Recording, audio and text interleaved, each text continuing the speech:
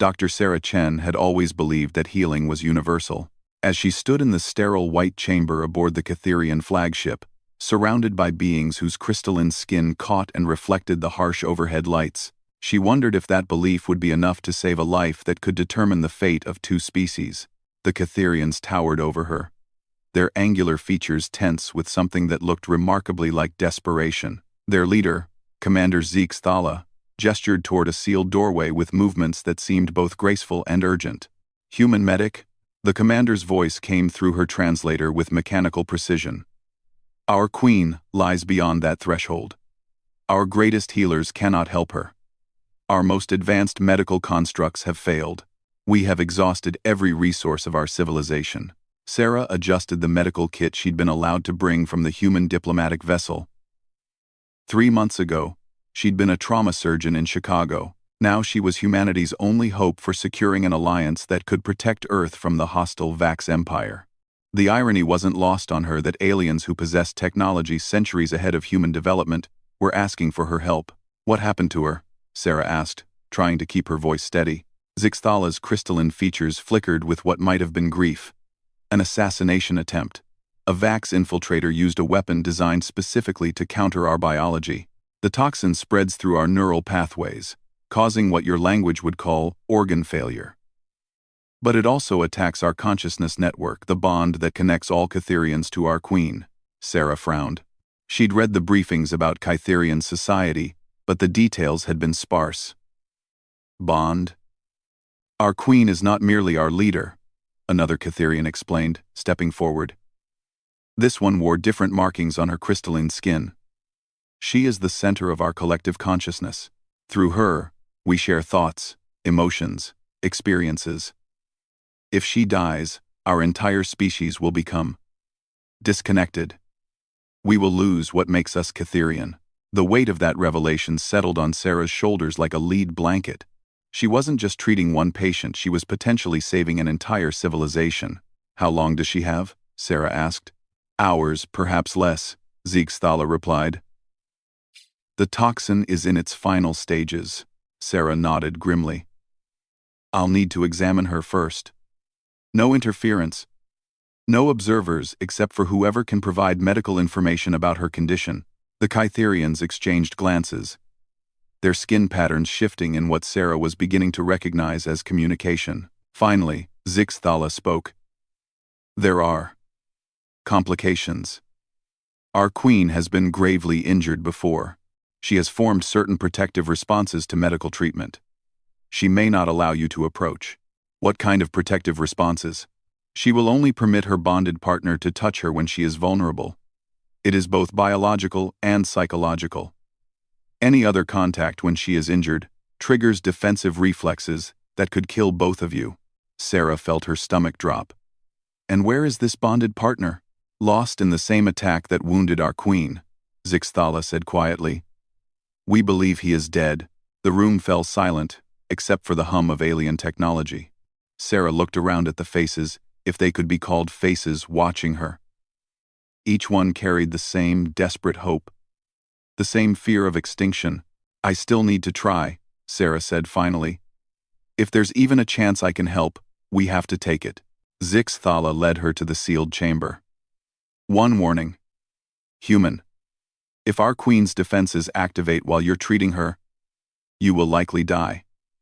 Are you certain you wish to proceed?" Sarah thought about Earth, about the Vax Empire that would undoubtedly turn their attention to humanity if the Catherian alliance fell. She thought about her oath as a doctor, about the universal nature of healing she'd always believed in. "I'm certain," she said. The door dissolved, revealing a dimly lit chamber that felt more like a sanctuary than a medical bay. In the center, on what appeared to be a floating platform, lay a figure that took Sarah's breath away. The Catherian queen was beautiful in a way that transcended species. Her crystalline skin held depths of color that seemed to shift and flow like captured aurora. But even from the doorway, Sarah could see the dark veins spreading across her torso, the toxin working its way through her system. As Sarah stepped into the chamber, the queen's eyes opened. They were like looking into twin galaxies, deep and vast and utterly alien. And they were filled with pain. The queen tried to speak, but only managed to sound like wind chimes in a storm. Sarah approached slowly, her hands visible and empty. "My name is Sarah," she said softly. "I'm here to help you." The Queen's gaze fixed on her, and Sarah felt a strange tingling in her mind, as if someone was very gently knocking on the door of her consciousness. She didn't resist it.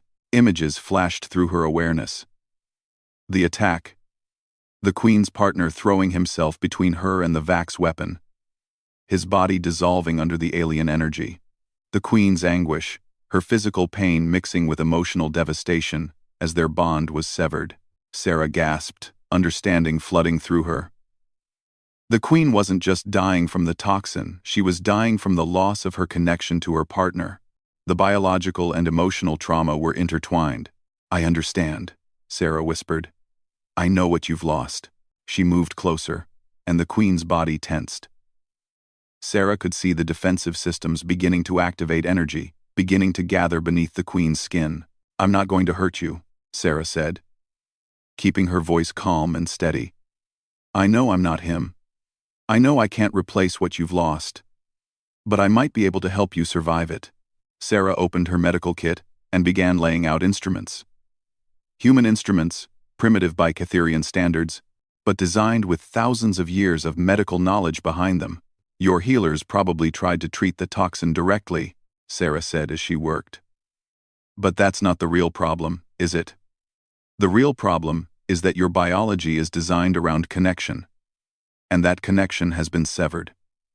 The Queen's eyes tracked her movements, and Sarah felt that gentle presence in her mind growing stronger. Not invasive, but curious. "In human medicine, we've learned that the mind and body aren't separate things," Sarah continued, preparing a scanner to examine the Queen's injuries. "Emotional trauma can cause physical symptoms. Physical injury can cause psychological damage. Maybe that's something our species have in common." She held up the scanner. "This is going to help me see what's happening inside your body. It might feel strange, but it won't hurt." The Queen didn't move. But Sarah sensed permission in that stillness. She began the examination, her scanner revealing the extent of the damage. The toxin had indeed spread through the Queen's neural pathways, but not in the way she'd expected. "The toxin isn't just destroying tissue," Sarah murmured, more to herself than to the Queen. "It's disrupting neural connections. It's literally attacking the pathways that would normally connect you to your partner." Understanding began to dawn. The Vax weapon hadn't just been designed to kill Catherians. It had been designed to destroy what made them Catherian. It attacked their ability to bond, their consciousness network, their very identity as a connected species. "But that means—" Sarah looked up at the Queen, her mind racing. "That means the damage isn't necessarily permanent. Neural pathways can be rebuilt. Connections can be reformed. The toxin is preventing your brain from healing itself, but if I can neutralize it—" She began mixing compounds from her medical kit, her hands moving with practiced efficiency. Human chemistry, human medical knowledge, applied to an alien biology. It should have been impossible, but as she worked, Sarah realized that healing really was universal. The specifics might differ, but the principles remained the same. Remove the thing causing harm. Support the body's natural healing processes. Treat both the symptoms and the underlying cause. "This is going to be the tricky part," Sarah said, holding up a prepared injection. "I need to get this directly into your neural system. But that means touching you in places where you're most vulnerable. I know that's going to activate your defenses." The Queen's eyes met hers, and again Sarah felt that presence in her mind. This time, it was stronger, more focused. Images and sensations flowed between them, not just the Queen's memories, but her current state. Sarah could feel the pain, the confusion, the desperate fear not just of death but of losing everything that defined her people. And underneath all of that, she felt something else. Trust. Fragile. Tentative. But real. "I'm going to start now," Sarah said softly. "Try to remember that I'm here to help." She placed her hand gently on the Queen's arm, and immediately energy crackled through the air. The Queen's defensive systems were activating. But slowly, As if fighting against themselves, Sarah didn't pull away.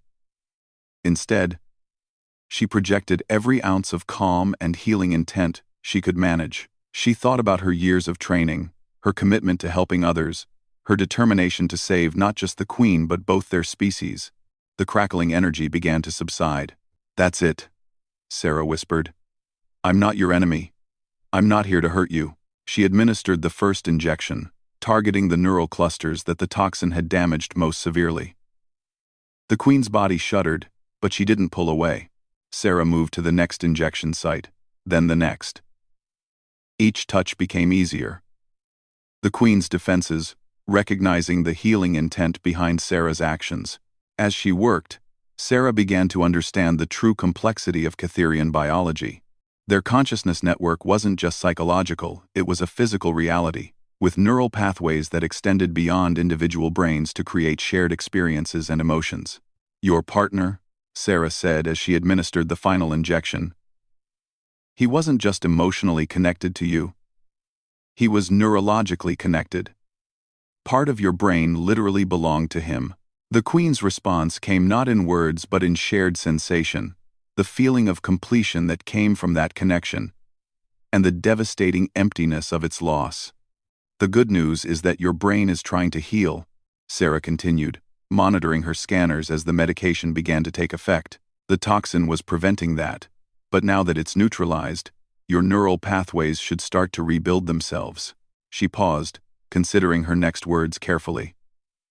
"The difficult news is that you'll never have exactly the same connection you had before. But that doesn't mean you can't form new connections, different ones." Sarah began packing up her equipment, watching as color slowly returned to the queen's crystalline skin. The dark veins of toxin were fading, replaced by the natural patterns of healing. "You're going to live," Sarah said simply. "Your people are going to survive." The queen's eyes had been growing brighter throughout the treatment, and now they focused on Sarah with laser intensity. When she spoke, her voice was still weak but clear. "You have saved more than my life, human. You have preserved the soul of my people." Sarah smiled. "That's what healers do. We preserve what's precious." "But why?" the queen asked. "Your species barely knows us. You gain nothing from my survival, except a potential alliance." Sarah considered the question as she sealed her medical kit. "Because healing is universal," she said finally. "Because consciousness and connection, and the bonds between living beings, those things matter, no matter what form they take." The queen's expression shifted, and Sarah felt that presence in her mind one more time. But this time it was different, not desperate or pained, but curious and grateful. "Perhaps," the queen said, "there is more to humanity than we understood." As Sarah prepared to leave the chamber, she couldn't help but agree. 3 days after her initial treatment, Sarah returned to find the queen sitting upright, her crystalline skin brighter but still showing concerning patterns. The immediate crisis had passed, but something was still wrong. "The toxin levels are nearly undetectable," Sarah reported to Commander Zeke Thala outside the chamber. "Her neural pathways are healing, but not as quickly as they should. There's something else going on." The commander's skin patterns shifted nervously. "Our medical scans confirm your assessment. The queen is stable, but she is not herself. She cannot reconnect to our consciousness network. She remains isolated." Sarah frowned, studying the medical data on her tablet. 3 days of around-the-clock monitoring had revealed complexities to Catherian biology that their initial briefings had barely touched upon.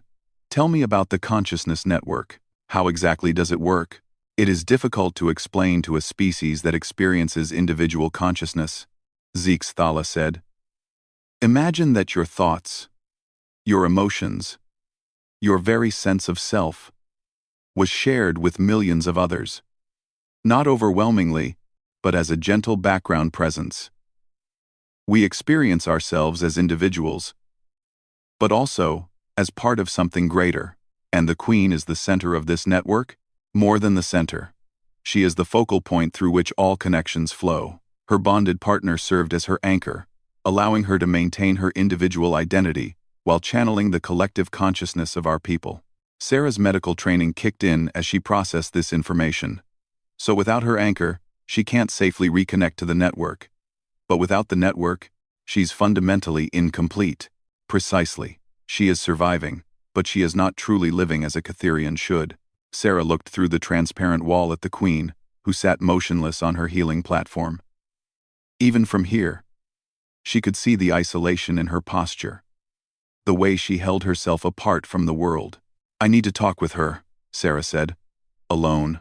The chamber felt different this time. Where before it had been filled with the urgency of crisis, now it held a heavy sadness that seemed to press against Sarah's consciousness. "You look better," Sarah said as she approached the Queen. Physically, at least. The Queen's galaxy-deep eyes turned toward her. "I am grateful for your healing skills, Dr. Chen.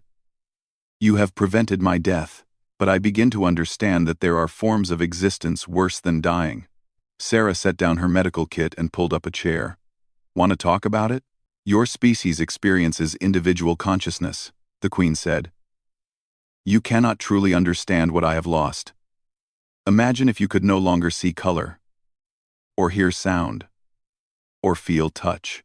The world would become gray, and muted, and empty." "Actually," Sarah said thoughtfully, "I might understand better than you think. I've treated patients with severe depression, people who've lost their ability to connect emotionally with others. The isolation you're describing sounds similar." The Queen's eyes sharpened with interest. "Your healers treat disorders of consciousness?" "In a way, yes. We've learned that consciousness isn't just about individual awareness. It's about connection, purpose, the ability to relate to others and to something larger than yourself." Sarah leaned forward. "The question is, can we find a way for you to rebuild those connections safely? Without my anchor, attempting to reconnect to the network would be like opening a door to a hurricane," the Queen said. "I would be overwhelmed and lost, my individual identity scattered among millions of others." Sarah nodded slowly. "But what if we found you a new anchor? Someone who could serve the same function as your partner?" "The bonding process requires years of gradual neural integration," the Queen explained. "And it must be someone whose consciousness is naturally compatible with mine. Among my people, such compatibility is rare and precious." "What about someone whose consciousness works differently?" Sarah asked. "Someone whose individual awareness might be strong enough to serve as an anchor without years of integration?" The Queen stared at her.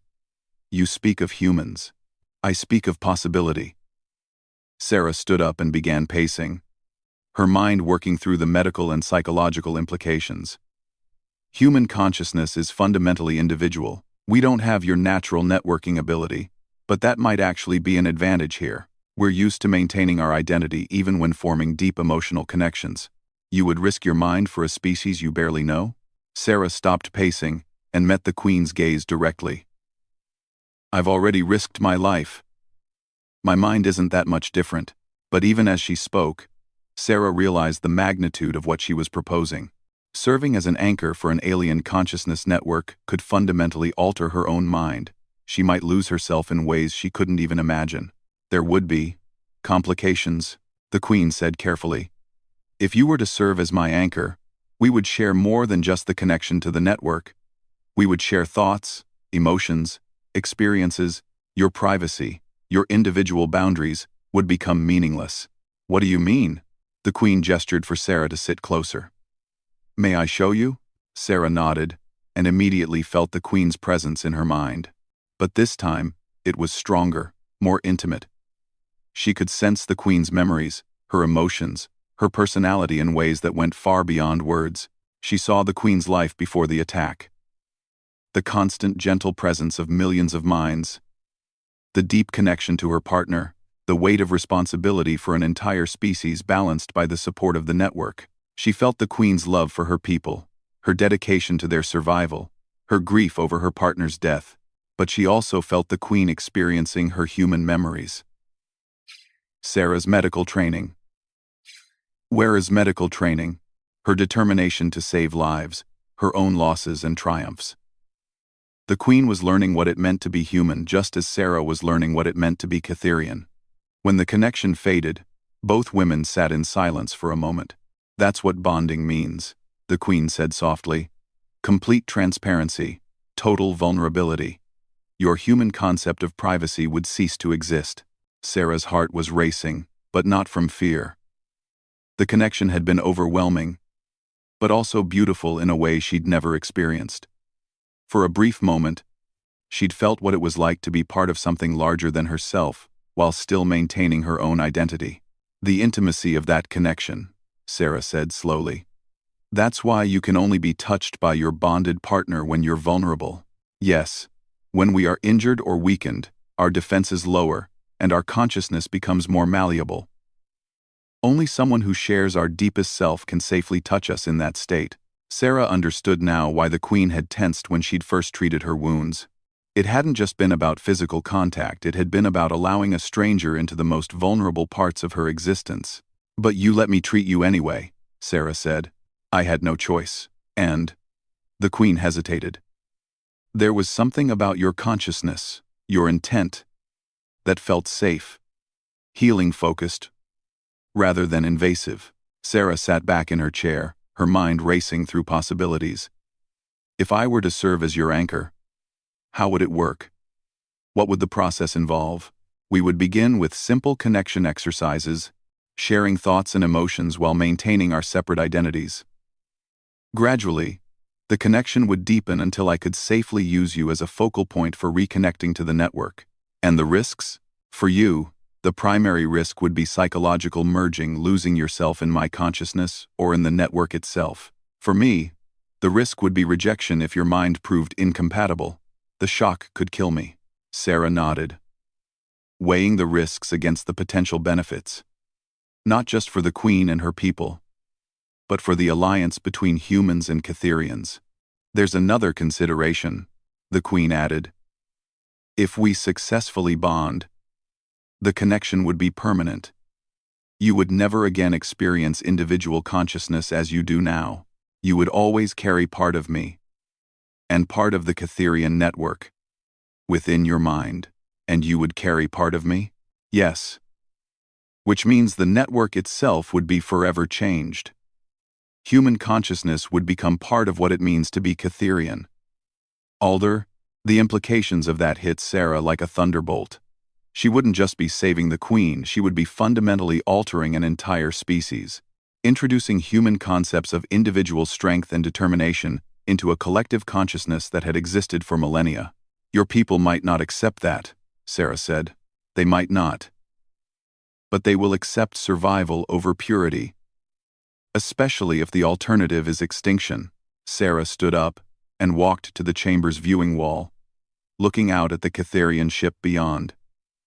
Hundreds of crystalline beings went about their tasks, all of them connected in ways she could barely comprehend, all of them dependent on the woman sitting behind her for their continued existence as a unified people. "I need to understand more about the process," Sarah said finally. "If we're going to do this, I want to know exactly what I'm committing to." "Of course, but Dr. Chen," Sarah, "why would you even consider this?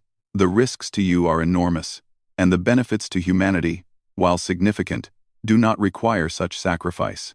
Sarah turned back to face the Queen. "Because it's the right thing to do. Because consciousness and connection are precious, no matter what form they take. And because..." She paused, trying to articulate something she'd only just realized. "Because I've spent my entire career healing individuals, this might be my chance to heal something much larger." The Queen's expression shifted, and Sarah felt a brief touch of her consciousness, not invasive, but warm with something that felt like gratitude and respect. "Very well," the Queen said. "We will begin slowly. Simple exercises to test compatibility. If at any point you feel unsafe or wish to stop, we will discontinue immediately. And if the compatibility tests work, then we will face a choice that could change both our species forever." The Queen extended her hand, palm up, in a gesture that was surprisingly human. Sarah looked at it for a moment, understanding that this simple touch would begin a process that could fundamentally alter her existence. She thought about her oath as a doctor, about the universal nature of healing, about the possibility of creating a bridge between two species that could save both of them from a hostile universe. She reached out and placed her palm against the Queen's. The connection was immediate and gentle, not the overwhelming flood she'd experienced before, but a soft sharing of surface thoughts and emotions. She felt the Queen's nervous anticipation, her hope, and underneath it all, a deep well of loneliness that came from weeks of isolation from her people. At the same time, Sarah felt the Queen experiencing her own emotions: determination, medical curiosity, and a growing sense that this was what she was meant to do. "Compatible," the Queen whispered, her eyes wide with surprise. "More than compatible. Your consciousness, it's structured differently than any I've ever encountered. Strong enough to serve as an anchor, flexible enough to adapt to our network." "What does that mean?" "It means we have a real chance of success. But more than that." The Queen paused, her expression thoughtful. "It means that bonding with you might not just save my people, it might make them stronger." As they sat there, hands touching, minds gently connecting, Sarah began to understand the true scope of what they were attempting. This wasn't just about medical treatment anymore. It was about creating something new, a form of consciousness that combined the best of both human and Catherian awareness. "Tomorrow, we begin the real work," the Queen said. Sarah nodded, feeling a mix of excitement and terror that the Queen undoubtedly shared through their connection. "Tomorrow," she agreed, "we start building a bridge between worlds." 2 weeks of preparation had led to this moment. Sarah stood in the Queen's chamber, surrounded by Catherian medical specialists and monitoring equipment that hummed with alien energy. Commander Zixthala watched from the observation deck, her crystalline features tense with anticipation. The compatibility tests had exceeded everyone's expectations. Sarah's consciousness proved not just strong enough to serve as an anchor, but uniquely suited to bridge the gap between individual and collective awareness. More surprisingly, the connection seemed to strengthen both of them. "The final bonding process will be irreversible," the Queen said, her voice steady despite the magnitude of what they were attempting. "Once we complete the neural integration, you will become part of me, and I part of you. Are you certain you're prepared for this?" Sarah looked around the chamber one last time, seeing it through human eyes, knowing that when this process ended, she would see everything differently. "I'm ready." They had moved beyond simple hand-to-hand contact. Now they sat facing each other on the healing platform, their knees touching, hands clasped together. The Queen's eyes held depths that Sarah was beginning to recognize, not just wisdom, but a loneliness that came from weeks of isolation from her people. "We'll begin with surface connection and gradually deepen it," the Queen explained. "If you feel yourself losing coherence, pull back immediately. I would rather remain isolated than risk destroying your consciousness. And if you feel incompatibility, then we stop before either of us is permanently damaged." Sarah nodded and closed her eyes, feeling the Queen's presence gently touch the edges of her mind. Unlike their previous connections, this one was designed to go deeper, to create permanent pathways between their consciousnesses. The sensation began as a warm tingling, like sunlight on her skin. Then it deepened, becoming a flow of thoughts and emotions that weren't quite her own but weren't entirely foreign either. She could feel the Queen's memories of her lost partner, the deep ache of that severed connection, the desperate hope that this new bond might heal what had been broken. But she could also feel the Queen experiencing her human memories: medical school, surgical training, the satisfaction of saving lives, the weight of responsibility that came with healing others. The Queen was learning what it meant to carry individual strength, to make decisions without the support of a collective consciousness. "Deeper now," the Queen whispered, and Sarah felt the connection intensify. This was where the real risk lay. Sarah's consciousness began to merge more fully with the Queen's, their individual boundaries blurring. For a terrifying moment, she couldn't tell where her thoughts ended and the Queen's began. Panic started to rise. She was losing herself, disappearing into an alien awareness that was vast and beautiful and utterly overwhelming. But then her medical training kicked in. Instead of fighting the connection, she approached it analytically, observing the process even as she participated in it. She noticed how the Queen's consciousness was structured, how it was designed to interface with a collective network while maintaining individual identity. You're not losing yourself, Sarah realized, speaking the words aloud even as she thought them. You're learning to be yourself in a different way. The Queen's response came through their connection. Surprise. Then understanding. Then something that felt like joy. Yes. And I am learning how to be individual without being alone. They went deeper still, and Sarah began to feel something she'd never experienced before. The gentle presence of millions of other minds. The Catherian consciousness network was trying to reconnect to its queen. But carefully, tentatively, using Sarah as a bridge. It should have been overwhelming. The thoughts and emotions of an entire species flowing through her human consciousness should have shattered her mind instantly. But instead, Sarah found herself naturally filtering and organizing the input, her individual awareness serving as a lens that focused the collective consciousness into manageable streams. How are you doing this? The Queen asked through their bond, amazement coloring her mental voice. I think it's because human consciousness is used to processing complex inputs individually, Sarah replied. We're used to taking in information from multiple sources and making sense of it on our own. Your network consciousness can work through me without overwhelming either of us.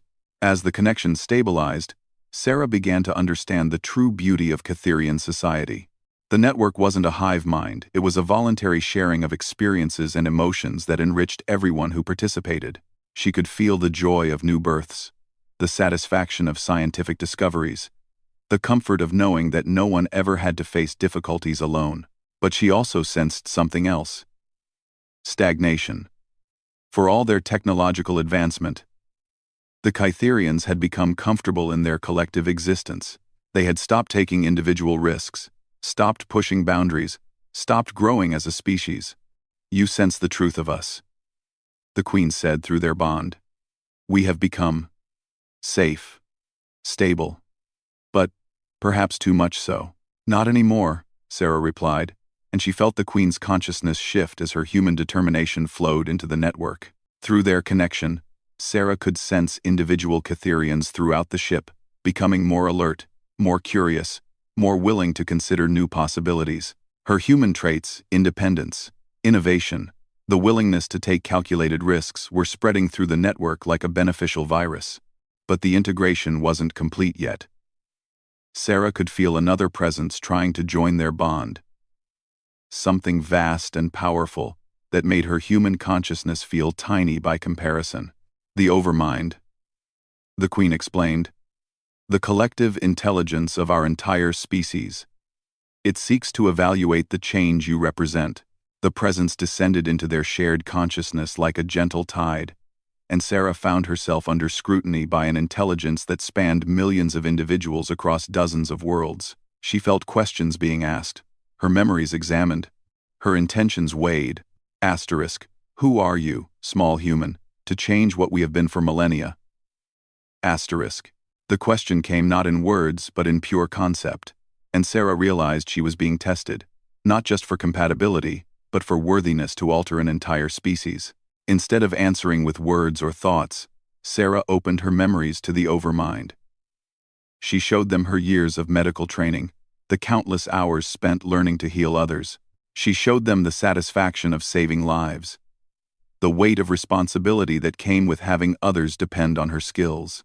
She showed them her decision to risk everything for the chance to save the Queen and her people. But most importantly, she showed them something the Catherians had forgotten. The beauty of individual choice. The power that came from one person deciding to stand up and make a difference, even when the odds seemed impossible. Asterisk, you would teach us to be alone. Asterisk, the overmind observed. Asterisk, I would teach you that being individual doesn't mean being alone. Asterisk, Sarah replied. Asterisk, and that sometimes, one person choosing to act can change everything.